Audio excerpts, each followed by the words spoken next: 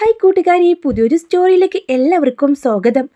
അങ്ങനെ നവ്യ മോനെ ഉറക്കി കെടുത്തിക്കൊണ്ട് കുളിക്കാനായിട്ട് ബാത്റൂമിലേക്ക് കയറാണ്.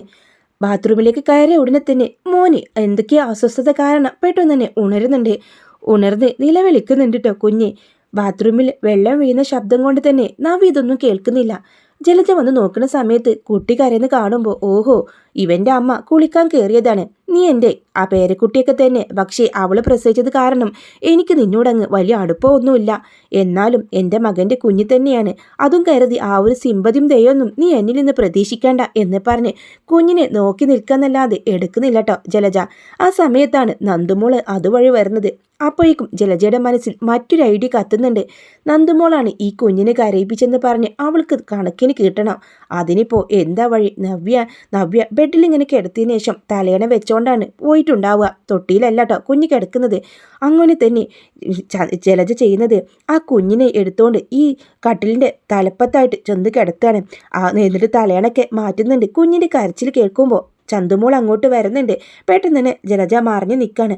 അയ്യോടെ വാവേ, നീ വീഴാനായല്ലോ. നിന്റെ അമ്മ എവിടെ? ഞാൻ നിന്റെ അടുത്തേക്ക് വന്നെന്നറിഞ്ഞാലേ അമ്മേനെ വഴക്ക് പറയും, കരയണ്ട കേട്ടോ എന്ന് പറഞ്ഞ് കയ്യിലുള്ള കളിപ്പോക്കുമായിട്ട് കുഞ്ഞിനെ ഇങ്ങനെ കളിപ്പിക്കാൻ ശ്രമിക്കുന്നുണ്ട്. അവളെ കണ്ടതും കുഞ്ഞ് കരച്ചിൽ നിർത്തുക കേട്ടോ. ഓഹോ, ഇവളെ കണ്ടതും അവൻ കരച്ചിൽ നിർത്തിയല്ലോ. എത്ര സമയം ഞാൻ അവനെ നോക്കി നിന്നു, എന്നിട്ട് പോലും തൻ്റെ മുമ്പിലൊന്ന് ചിരിക്കാത്തവൻ ദാ അവളെ കണ്ടപ്പോൾ ചിരിക്കുന്നു എന്നൊക്കെ മനസ്സിൽ കരുതാണ് ജലജ. അങ്ങനെ ചന്തുമോളാണെങ്കിലോ ഡോർ തുറക്കുന്ന ശബ്ദം കേട്ടപ്പോൾ നവ്യാണെന്ന് കരുതി പേടിച്ച് അകത്തേക്ക് പോകുന്നുണ്ട്. എന്നാൽ ജലജയാണെങ്കിലോ ഈ കുഞ്ഞിനെ തലപ്പത്താണല്ലോ കിടത്തിയത്. അതോടെ തന്നെ കുഞ്ഞ് വീഴ എന്ന മട്ടിലാട്ടോ നിൽക്കുന്നത്. അങ്ങനെ ചന്തുമോൾ വീണ്ടും വന്ന് നോക്കുന്ന സമയത്ത് കുഞ്ഞ് താഴേക്ക് വീഴാൻ പോലെ തോന്നുമ്പോൾ അയ്യോ വാവേ എന്ന് വിളിച്ചുകൊണ്ട് തന്നെ ആ കുഞ്ഞിനെ ഇങ്ങനെ പിടിച്ചു നിൽക്കാണ്. എന്നിട്ട് അപ്പോഴേക്കും നവ്യ കതക് തുറന്ന് വരുന്നുണ്ട്. ഡീ, എന്താടി നീ കാണിക്കുന്നത്? നീ എൻ്റെ കുഞ്ഞിനെ താഴെ ഇടാൻ നോക്കാണോ എന്ന് ചോദിക്കുക. ജലജ ഈ സമയം നെയ്സായിട്ട് അവിടെ നിന്ന് പോകുന്നുണ്ട്. അയ്യോ അല്ല, കുഞ്ഞ് താഴെ വീഴെന്ന് കരുതി ഞാൻ പിടിച്ചതാ. അതൊന്നുമല്ല, നീ എൻ്റെ കുഞ്ഞിനെ താഴെ ഇടാൻ നോക്കിയത്. വെക്കടി എവിടെ? നിന്നോട് ആരാടി ഇങ്ങോട്ട് വരാൻ പറഞ്ഞതെന്ന് ചോദിച്ച് നന്നായിട്ട് തന്നെ കൊടുക്കുന്നുണ്ട്. അതോടുകൂടെ ചന്തമോള് കരഞ്ഞുകൊണ്ട് നൈനാമ്മയുടെ അടുത്തേക്ക് ഓടിപ്പോവാണ്. എന്താ ചേച്ചി ഇത്? എന്തിനാ കുഞ്ഞിനെ തല്ലിയത്? അവൾ എന്താ ചെയ്തെന്ന് അറിയോ? എൻ്റെ കുഞ്ഞിനെ ഞാൻ ഇത് കടലിൽ കിടത്തി തലയണയൊക്കെ വെച്ചോണ്ട് പോയതാ. അവൾ ആ കുഞ്ഞിനെ എടുത്തോണ്ട് നിൽക്കുന്നു. അവളൊക്കെ അതിന് കഴിയോ? കുഞ്ഞ് താഴെ വീണെങ്കിൽ ഞാൻ ആരോട് സമാധാനം പറയും? എന്താ ചേച്ചി, ചന്തമോൾ അങ്ങനെയൊന്നും ചെയ്യില്ല. ചന്തമോൾ പറയുന്നുണ്ട്, ഇല്ല നൈനാമേ, കുഞ്ഞ് താഴെ വീഴുമെന്ന് കരുതി ഞാൻ പിടിച്ചതാണെന്നൊക്കെ പറയുന്നുണ്ട്. എന്നാൽ ജലജ ഇതെല്ലാം കണ്ടിട്ട് ചേച്ചിയും അനിയത്തിയും കൂടെ വഴക്കടിക്കുന്നത് കണ്ടിട്ട് ഇങ്ങനെ നോക്കി നിൽക്കാണ് കേട്ടോ. എന്തായാലും മോൾ ഇനി കുഞ്ഞിൻ്റെ അടുത്തേക്കൊന്നും പോകണ്ട കേട്ടോ. കുഞ്ഞിനൊക്കെ നോക്കാൻ അവരൊക്കെ ഉണ്ട്. താഴെയൊന്നും കുഞ്ഞ് വീഴില്ലെന്ന് പറഞ്ഞ് സമാധാനിപ്പിക്കുന്നുണ്ട് കേട്ടോ. അങ്ങനെ ഇരിക്കെ ജലജയാണെങ്കിലോ വീണ്ടും നവ്യക്കരികിൽ വന്ന് എന്താ നവ്യ ഇവിടെ ഒരു ബഹളം എന്ന് ചോദിച്ചു വരാണ്. അത് പിന്നെ എൻ്റെ കുഞ്ഞിൻ്റെ അടുത്തേക്ക് ഞാൻ ആ പെണ്ണിനോട് വരരുതെന്ന് പറഞ്ഞതാണ്. ഞാൻ വന്നു നോക്കുമ്പോൾ കുഞ്ഞിനെ എടുത്തോണ്ട് നിൽക്കുന്നു. അതെ, ഞാനും കണ്ടതാ. അവൾക്ക് ഇടയ്ക്കിടയ്ക്ക് ഇവിടേക്ക് വരണം. ആ കുഞ്ഞിനെ പിച്ചി നോക്കുന്നതൊക്കെ ഞാൻ കണ്ടു. പിന്നെ നിന്നോട് പറയാത്തത് വെറുതെ എന്തിനാ? ആ ചെറിയ കുഞ്ഞിനും അറിവില്ലല്ലോ, അതിനെ വഴക്ക് പറയണ്ടെന്ന് കരുതിയ എൻ്റെ കുഞ്ഞിനെ തൊട്ടാലേ അവളെ കൈ ഞാൻ വെട്ടും എന്ന് പറഞ്ഞ് പിരി കയറ്റുന്നുണ്ട് കേട്ടോ.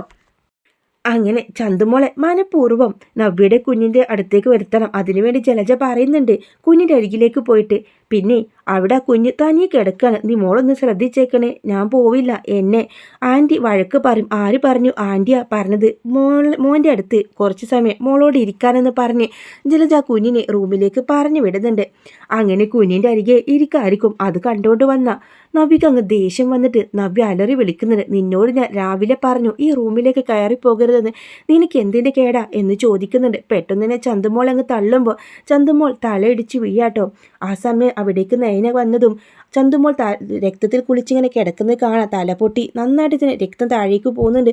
അയ്യോ എന്ന് വിളിച്ച് അലറി വിളിച്ച് അടുത്തേക്ക് ഓടി വരുന്നു. എന്താ മോളെ, എന്താ ചേച്ചി ചെയ്തത്? ഞാനൊന്നും ചെയ്തില്ല. അവളോട് മാറി നിൽക്കാനേ പറഞ്ഞുള്ളൂ. അവൾ തല അടിച്ച് വീണത് എൻ്റെ കുഴപ്പമില്ല. ചേച്ചി എത്ര നിസ്സാരമായിട്ടാണ് ഈ പറയുന്നത്? അങ്ങനെ വിളിച്ച് ചന്തുമോളെ എടുത്തുകൊണ്ട് ഹോസ്പിറ്റലിലേക്ക് കൊണ്ടുപോകുന്നത്. വലിയ പരിക്കൊന്നും ഉണ്ടായിരുന്നില്ല. തൊലി പൊട്ടി രക്തം പോയതായിരിക്കും. അങ്ങനെ കുഞ്ഞിൻ്റെ മുറിവെല്ലാം വെച്ച് കെട്ടി നയന പറയുന്നുണ്ട് ആദർശിൻ്റെ അടുത്ത്. എന്ത് പറയും? നമ്മൾ ഇവളുടെ അമ്മയുടെ അടുത്തേക്ക് കൊണ്ടുപോകും. പോകുമ്പോൾ ഈ മുറിവ് കാണുമ്പോൾ അവളോട് നമ്മൾ എന്ത് സമാധാനം പറയും? നിന്റെ ചേച്ചി ഇത്ര മനസാക്ഷിയില്ലാത്തവളാണെന്ന് ഞാൻ കരുതിയില്ല. ചേച്ചിയെ ഇതിനെല്ലാം പെരികയറ്റി വിടുന്നത് അപ്പച്ചിയാണ്. എന്തൊക്കെയായാലും നിന്റെ ചേച്ചിക്ക് എന്താ മനസ്സില്ല? അവൾക്കൊരു കുഞ്ഞുള്ളതല്ലേ, എന്തിനാ ഇതിനോട് ഇങ്ങനെ പെരുമാറുന്നത്? അപ്പോൾ കരഞ്ഞോട് ചന്തുമോൾ പറയും, കുഞ്ഞു വീഴാൻ പോകുമെന്ന് കരുതി എന്നെ ആൻറ്റിയാണ് അവിടെയോട് പോയിരിക്കാൻ പറഞ്ഞത്, എന്നിട്ട് എന്നെ പിടിച്ച് തള്ളിയെന്ന് പറഞ്ഞ് കരച്ചിയാട്ടോ. മോൾ എന്തായാലും വിഷമിക്കേണ്ട, മോളുടെ സങ്കടമൊക്കെ മാറും. ആൻറ്റി മോളെ സ്നേഹിച്ചു തുടങ്ങും, അതെനിക്ക് ഉറപ്പുണ്ടെന്ന് പറയാം. അങ്ങനെ നവ്യക്കാണെങ്കിലോ ചന്തുമോൾക്ക് എന്തെങ്കിലും ആപത്ത് പറ്റുമോ എന്നറിയാതെ വല്ല വിഷമമുണ്ട് കേട്ടോ. ചന്തുമോൾ വരുമ്പോൾ നവ്യ സ്നേഹത്തോടെ അവൾക്ക് അരികിലേക്ക് വരുന്നുണ്ട്. നിന്നോട് എനിക്ക് ദേഷ്യമൊന്നുമില്ല, എൻ്റെ അനിയത്തിൻ്റെ ജീവിതം തകർക്കാൻ വന്നവളെ പോലെ എനിക്ക് തോന്നിയത്. ഞാൻ നിന്നെ മനഃപൂർവ്വം പിടിച്ച് തള്ളിയതല്ല, അറിയാതെ പറ്റിയതാ, എന്നോട് ക്ഷമിക്കെന്ന് നവ്യ പറയുന്നുണ്ട്. അതിനുശേഷം ചന്തുമോളോട് ഇനി നീ എൻ്റെ മോനൊക്കെ കളിപ്പിച്ചോട്ടോ, എനിക്ക് പ്രശ്നമൊന്നുമില്ല, നീ അവൻ്റെ അടുത്തിരുന്നോ എന്നൊക്കെ പറയാട്ടോ. എന്നാൽ ഇതൊക്കെ കേട്ട് ഇതൊക്കെ സത്യമാണോ ചേച്ചി? ചേച്ചിക്ക് മനസ്സുമാറ്റമുണ്ടോ എന്ന് ചോദിക്കണേ. ആ, എനിക്ക് മനസ്സുമാറ്റമൊന്നും ഉണ്ടായിട്ടില്ല, പക്ഷെ നിന്നെ ഓർത്തിട്ടാണ് ഞാനിതൊക്കെ സഹിക്കുന്നത്. നിനക്ക് ഇഷ്ടമാണെങ്കിൽ പിന്നെ ഞാനെന്തിനാ വെറുപ്പ് കാറ്റി മാറ്റി നിർത്തുന്നത് എന്ന് ചോദിക്കാതെ. എന്നാൽ നവ്യ ഒരു കാര്യം കൂടെ കണ്ടിട്ടുണ്ടാവും.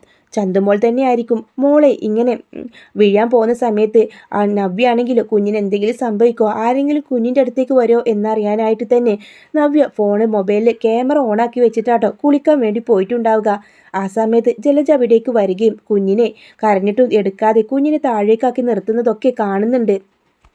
കുഞ്ഞ് താഴേക്ക് വീഴുമെന്ന് കരുതി ചന്തുമോൾ വന്ന് കളിപ്പിക്കുകയും എടുക്കുന്നതൊക്കെ ആ ഒരു മൊബൈൽ വീഡിയോയിൽ പകർന്നിട്ടുണ്ടാവും. അത് കണ്ടിട്ടാണ് പിന്നെ വല്ലാതെ മാറ്റവും പ്രയാസവും. കുറച്ച് സമയം കഴിഞ്ഞപ്പോഴാണ് നവ്യക്ക് ആ വീഡിയോയുടെ കാര്യം ഓർമ്മ വരികയും അവളത് എടുത്ത് നോക്കുകയും ചെയ്യുന്നത്. അപ്പോഴാണ് സത്യാവസ്ഥ അവൾക്ക് മനസ്സിലാകുന്നത്. അതോടുകൂടെ ചന്തുമോളുള്ള സകല ദേഷ്യവും മാറുന്നുണ്ട്.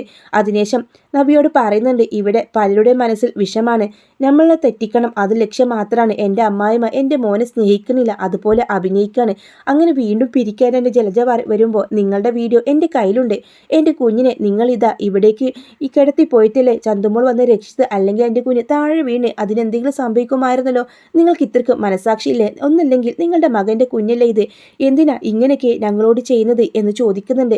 ജലജ ഇത് കണ്ടതും ദേഷ്യപ്പെടുക്കുന്നത്. ജലജയൊക്കെ ആ വീഡിയോ കാണിച്ചു കൊടുത്ത്, ഇതിപ്പോൾ തന്നെ മുത്തശ്ശനെ കാണിക്കുന്നുണ്ട് ഞാൻ, നിങ്ങളുടെ അഹങ്കാരത്തിന് ഒരു പണി വേണം, തൽക്കാലം ഇത് ഞാൻ കാണിക്കുന്നില്ല. നവ്യെ, നീ ഞാൻ വെറുതെ ചന്തുമോൾ നീ ഇവിടെ നിന്ന് ഇറക്കി വിടാൻ വേണ്ടിയിട്ട് ഓരോന്ന് ചെയ്തതാ, എന്നോട് ക്ഷമിക്കണം എന്നൊക്കെ ജലജ പറയുന്നുണ്ട്. അത് പറ്റില്ല, നിങ്ങൾ ഈ പരിപാടി ഇന്നത്തോടെ ഇവിടെ അവസാനിപ്പിച്ചേക്കണം എന്ന് പറഞ്ഞ് കൈ ചൂണ്ടിട്ട് തന്നെ നവ്യ പറയുമ്പോൾ ജലജയ്ക്ക് വല്ലാതെയായിട്ട് ജല പിന്നെ കൂടുതലൊന്നും മിണ്ടുന്നില്ല. എടി, നിന്നെയും നിൻ്റെ മകനെയും ആ ജന്തുവിനെയൊക്കെ ഞാൻ ഈ വീട്ടിൽ നിന്ന് ഇറക്കി വിടുന്ന ഒരു ദിവസം വരും, നീ അധികമൊന്നും ഇവിടെ വാഴത്തില്ലടി എന്നൊക്കെ മനസ്സാലെ മുരളുന്നുണ്ട്. എന്നാലും ജലജയുടെ കാര്യങ്ങളൊന്നും പുറത്തേക്ക് പോകുന്നില്ല. ജലജ തന്നെയാണ്, ജലജയും മകനും തന്നെയാണ് കേട്ടോ പുറത്ത് പോകാൻ വേണ്ടി പോകുന്നത്.